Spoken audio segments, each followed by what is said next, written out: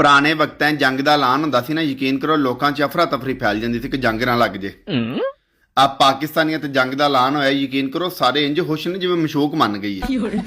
ਮਤਲਬ ਮੈਨੂੰ ਸਮਝ ਨਹੀਂ ਆ ਰਹੀ ਨਾ ਦਿਨ ਕੈਸੇ ਕੈਸੇ ਆਈਡੀਆਜ਼ ਆ ਰਹੇ ਨੇ। ਕਹਿ ਰਹੇ ਨੇ ਕਿ ਸਰਕਾਰ ਕਿ ਜੰਗ ਲੱਗ ਜੇ, ਅਸੀਂ ਜੰਗ ਜਿੱਤ ਕੇ ਮਾਲੇ ਗਨੀਮਤ ਰੱਖਾਂਗੇ। ਤੇ ਮਾਲੇ ਗਨੀਮਤ ਤੇ ਕਤਰੀਨਾ ਕੈਫ ਹੈ ਆਲੀਆ ਬੱਟ ਲੈ ਕੇ ਆਉਣੀ ਹੈ। ਉਹ ਮਰੋ, ਤੁਸੀਂ ਕਿਹੜੀ ਜੰਗ ਲੜਨ ਜਾ ਰਹੇ ਹੋ ਹੈ? ਤੇ ਉਤੋਂ ਫਿਰ ਐਲਾਨ ਕਰ ਰਹੇ ਨੇ ਭਾਜੀ ਕਰਾਚੀ ਨਾ ਆਵਿਆ ਜੇ, ਕਰਾਚੀ ਵਾਲਿਆਂ ਨਾਲ ਜੰਗ ਨਹੀਂ ਲੜਨੀ, ਕਰਾਚੀ ਵਾਲਿਆਂ ਨਾਲ ਜੰਗ ਲੜੀ ਤੇ ਤੁਹਾਡੇ ਮੋਬਾਈਲ ਚੋਰੀ ਹੋ ਜਾਣੇ ਨੇ। ਉਹ ਭਾਈ ਇਹ ਜੰਗ ਏ, ਠੀਕ ਹੈ ਨਾ, ਜੰਗ ਲੜਾਈ ਹੁੰਦੀ ਹੈ, ਥਾਪਾਈ ਹੁੰਦੀ ਹੈ, ਫੈਰ ਚੱਲਦੇ ਨੇ, ਇੱਕ ਦੂਜੇ ਨੂੰ ਫੈਰ ਮਾਰੀਦਾ, ਮਰ ਜਾਂਦੇ ਨੇ ਲੋਕੀ। ਮਰੋ, ਤੁਸੀਂ ਕਿਹੜੀ ਜੰਗ ਲੜਨਾ ਸੀ ਬੈਗ? ਜੰਗ ਹੈ ਕਿ ਸ਼ੁਗਲ ਹੈ? ਪਾਕਿਸਤਾਨੀ ਕੌਮ ਵੀ ਕੈਸੀ ਨਿਡਰ ਕੌਮ ਹੈ, ਕਹਿੰਦੇ ਨੇ ਅਸੀਂ ਤਿਆਰ ਬੈਠੇ ਹਾਂ, ਤੁਸੀਂ ਆ ਜਾਓ, ਠੀਕ ਹੈ ਨਾ, ਤੇ ਤੇਲ ਆਪਣਾ ਲੈ ਕੇ ਆਇਆ ਜੇ।